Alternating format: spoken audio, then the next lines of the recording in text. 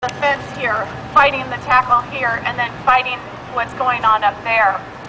So how many people have heard what's going on with Siskiyou County? Just a little bit. How many people know that our government and environmental groups are working to get dams out in California? How many realize that they're doing this across the United States? So Siskiyou County, like the Bay Area, is the pilot program for getting us off land and getting us into what you've probably heard as stack and pack housing. In fact, a couple years ago, I'm fairly new to the Agenda 21 conversation, and I know a lot of you have been following this for many, many years. And how I started doing research on it, and my family started doing research on it, is the Department of Fish and Game sent a letter to my parents.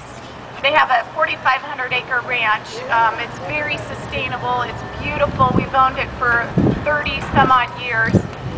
It's a small cattle ranch as far as how many cows that we run on our property. My dad, who's a professional engineer, worked for the state, actually here in... Yeah. Oh, this one? We can hear it.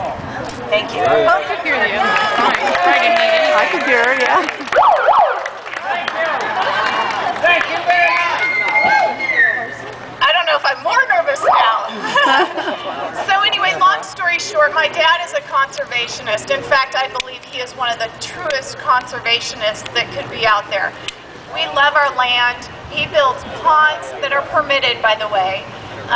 We get permission, and my dad pays the fees to get these ponds on our property. Anyway, just to say that our land is beautiful, and it's not because we've let it go to the wild. It's because my dad and mom have worked hard to make it even more beautiful, to add ponds where there wasn't going to be ponds, to attract wildlife. Anyway, so the Department of Fish and Game showed up to my parents' ranch a couple of years ago. In fact, they did this to many ranchers in the Siskiyou County area. And they were flanked with guns, or they flanked my parents, one Department of Fish and Game warden on one side, one at their back.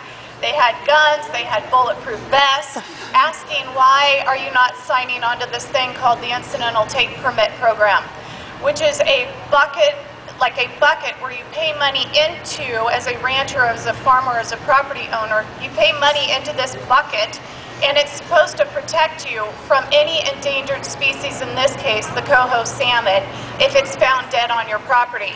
I think it's important to know that if a coho or a salmonid or any endangered species is found dead on your property, for the fish, the coho, it's $25,000 per incident. So you can imagine if 10 salmon were found dead on your property, that could be like $250,000. Well, the problem is that the coho salmon, which is on the endangered species list, isn't even a native fish to California. So to be an endangered species, it must be native. But science has shown that, and facts have shown that this fish does not belong here in California. It's a cold water fish, and where Siskiyou County is, it's arid land, it's high desert, it's Mediterranean weather. Those fish don't like that hot weather. So why the dams are coming out? The dams are coming out, like Orlean mentioned, there's 3 in Siskiyou County. Why they're coming out is those fish, which are non-native to California and should not be on the endangered species list in the first place because it's non-native to California, can't swim 300 miles upstream like they supposedly used to. We're talking about the Klamath River here. And if in the native language, Klamath means stinky. So the river, the Klamath River, is a stinky river because when the salmon should be spawning, which is coming up, actually they're starting to spawn now. So late in the summer, the river, the Klamath River, which is a snow melt runoff river, is back before the dams were in, was stinky. Those fish couldn't swim up the river anyway. So at this time of year, before the dams went in, all you saw was, and the other thing to know is that the area is basalt, it's volcanic. So when the water was out, there were no dams, the water, the snow melt-off was at its trickle, there was nothing but brown water. and there were farmers. There's a rancher, Rex, who wanted to be here, but he's busy fighting up there and trying to maintain his ranch so we all can have food.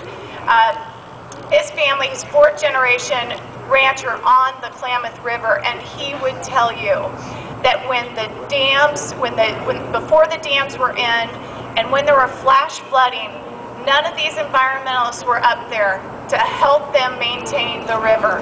But now all of a sudden, in the last 10 years, there is nothing but environmentalists up there, and government agencies, the Department of Fish and Game, the NOAA, the NMFS, and I know these are all acronyms, I know some of them, but anyway, they were not there to help when people were getting